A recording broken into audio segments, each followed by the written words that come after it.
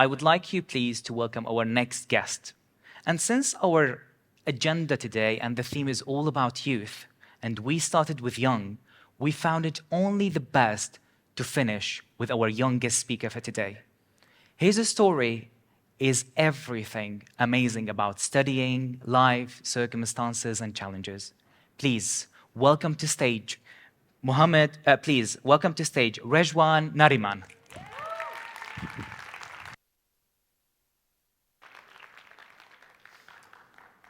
Test. Hi, everyone. So, by a quick show of hands, how many of you here knew exactly what you want to do with your life at just 15? Right? Not many of us did. The only thing I was sure of at 15 was that I hated raisins and cookies. I still do. My name is Rajwan Neriman, and I'm a senior at Cambridge International School.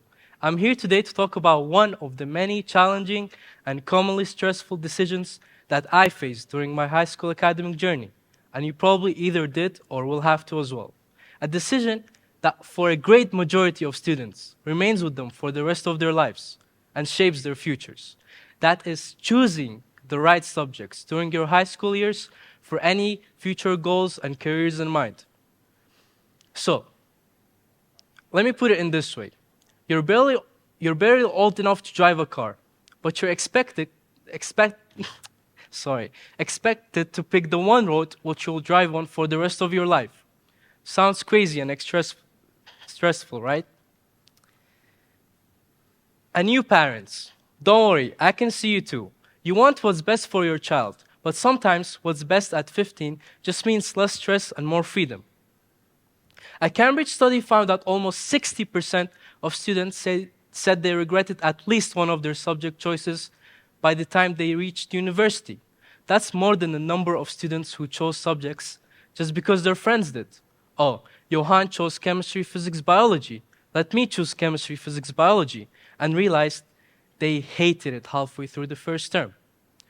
So, here's an idea. What if we stop treating subject choices as a fixed decision, but as a starting point, a next step? Let's stop asking ourselves, what do you want to be? Let's start asking, what skills do you like using? And this is where you parents can also play a crucial role. By being actively involved in your kids' subject choices and easing the pressure on them. Stop pushing them towards traditional paths like medicine, engineering, or law. Start encouraging them to ask the following questions. What problems do I want to solve? Where can I see myself making a difference? Not just which subject combinations sound impressive at family gatherings or what subjects would my uncle like me to do. And as for you students, like myself, we should explore our strengths and interests. This is our future in our hands. We shouldn't be going based off Google searches such as top 5 most paying jobs or easy jobs that pay a lot. Trust me, I've done it too. But we should do our own research, our own analysis. Because what works best for someone else might not work the same way for you, and vice versa. Let's say you picked chemistry, math, biology. Great. But that doesn't mean you have to be a doctor. You might discover that you hate the sight of blood, or operating on someone is too much pressure for you to handle. And that's okay, because on the other hand, you might love the idea of building robots that can perform surgery, or you want to pursue something different, like biochemical engineering.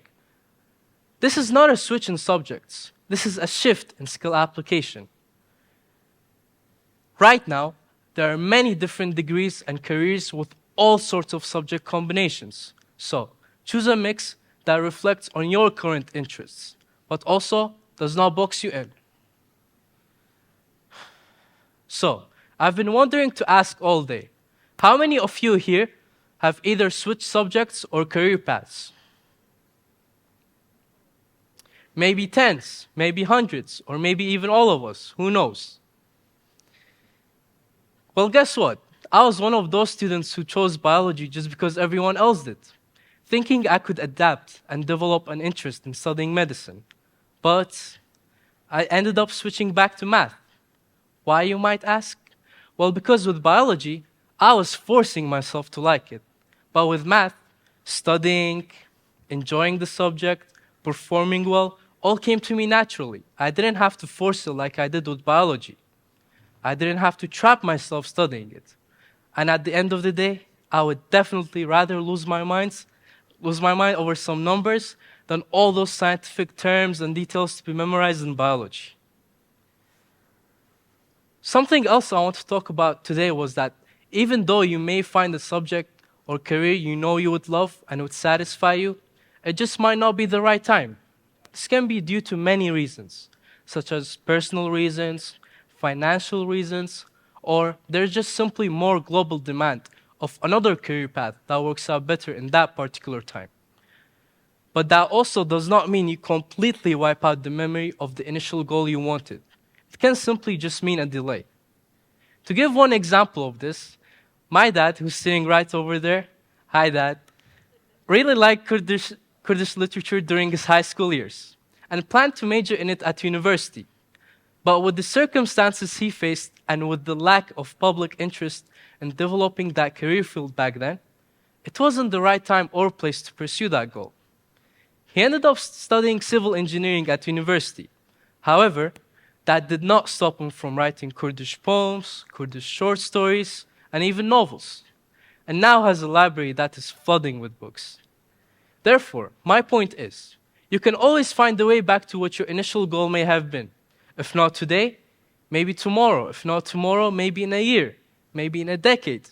And if not as your main line of work, it can always be there on the side, as a hobby, something you dedicate your free time to. Just remember, it's important to never give up on your dreams.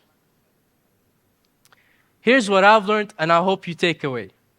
To students, explore widely, switch freely.